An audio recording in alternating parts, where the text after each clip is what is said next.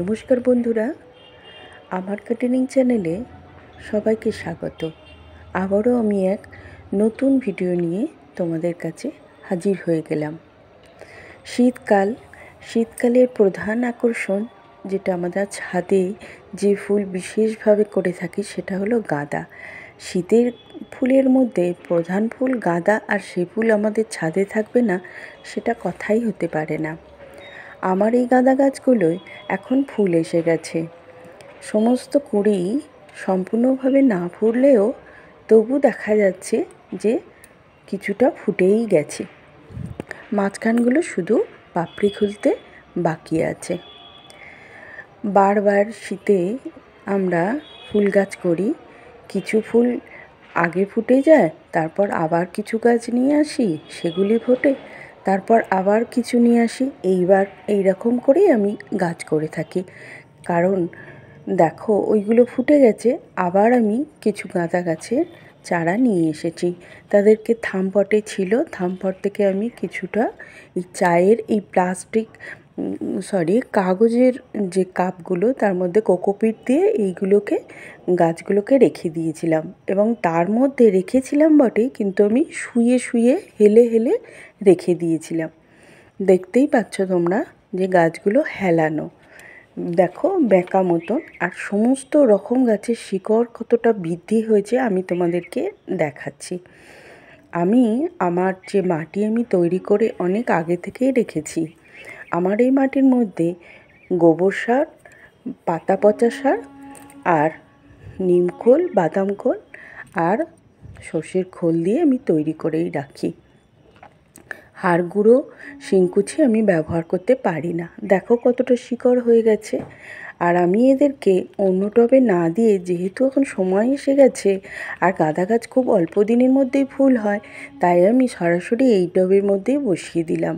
দেখো গাছগুলোর প্রধান কথা হচ্ছে, ওই যে আমি হেলিয়ে রেখেছিলাম, গাছগুলো ওরকম হেলে গেছে। হেলে রাখা আমি ইচ্ছা করেই রেখেছি, তোমরাও করে দেখতে পারো, এতে ফুল অনেক বেশি হয়।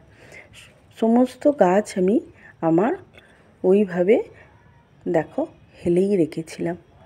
আর হেলে ওরকমভাবেই আমি বসাবো, ওতে অনেক বেশি কুঁড়ি আসে।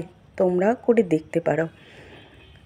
দেখো আমি চারটে আবার ওইগুলো কিন্তু দানা থেকে তৈরি, আর ওইভাবে হেলে হেলে আমি বসিয়ে রাখলাম। এবার কিন্তু গাছটা সোজা হয়ে যাবে, কিন্তু আমি হেলিয়েই বসাচ্ছি। গাছটা কিন্তু সোজা উঠবে এবং অনেক কুঁড়ি হবে। আর এর মধ্যে আমি যে ধরনের খাবার দিয়েছি, এখন তো আমার খাওয়া দেওয়া যাবে না, 1 সপ্তাহ বাদে আমি খাবার দেবো এই চারা গাছগুলো। আগের গাছগুলো আমি কিভাবে পরিচর্যা করেছি তোমাদেরকে বলবো। আমি ওর মধ্যে আগের যে আমার ফুল ফুটে গেছে সেই গাছগুলো আমি কিভাবে পরিচর্যা করেছি। আবার আমি কিছু গাছ নিয়ে এসেছি, এগুলো কিন্তু ইনকার ডাল কাটা, এরা কাটিন গাঁদা, কাটিন গাঁদা। আমি ওগুলোকেও ওইভাবে রেখেছি। শিকড় অনেক বেশি হয়ে গেছে, দেখো অনেক বেশি শিকড় হয়ে যাবে।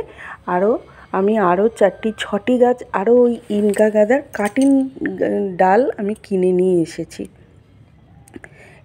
কারণ বাগানে গাঁদা ফুল আমি একটা টাইম শেষ হয়ে আসবে, আবার কিছু গাছ আমার দেবে, আবার কিছু গাছ দেবে, এই জন্যই এইরকমভাবে আমি করি।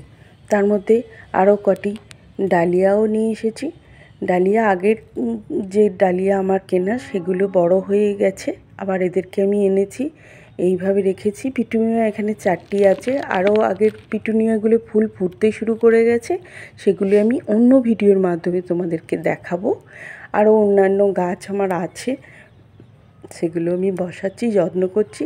তবে ওই যে ইনকা গাঁদাগুলো আমার ফুল দেখলে, ওগুলো প্রতি সপ্তাহে আমি খোল পচা, তার সাথে নিমখোল, বাদাম খোল পচাই, এবং তার সাথে আমি 1 চামচ ইউরিয়া দিয়েছি, 1 চামচ ডিএপি দিয়েছি। তার সাথে আমি আরও 1 বালতি জল মিশিয়ে আমি ওই গাঁদাগুলো দিয়েছি, যেগুলি ফুল ফুটতে শুরু করেছে। সেইভাবেই আমি এই গাঁদাগুলোকেও যত্ন করব, এবং ফুল আসলে তোমাদের অবশ্যই আমি আবার এদের আপডেট দিয়ে থাকবো তোমাদেরকে। তাই তোমরা যারা অনেকক্ষণ আমার এই ভিডিও